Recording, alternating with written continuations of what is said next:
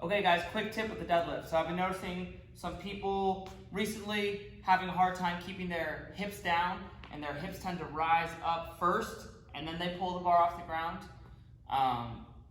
First thing before I get to the tip that's probably gonna fix it. One, you may just not be bracing correctly and owning that position, and you're just maybe going too heavy for your technique right now in order for you to keep the bar from pulling you down. But probably a simpler fix, and what's probably going on, if that's not the case, is you're just pulling your hips too low at the start.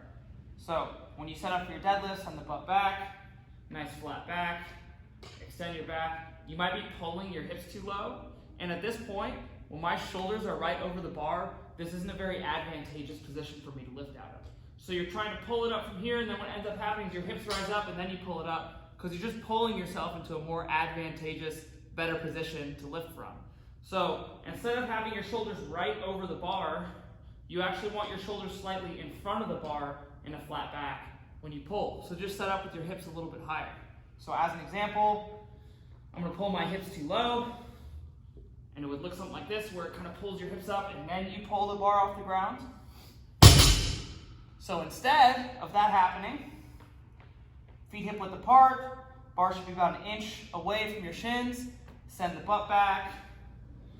Keep your hips a little bit higher when you set up for the deadlift. So, extend your back.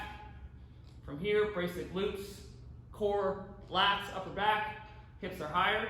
And now, hold that brace, push the ground away, bring the hips forward, and then send the butt back.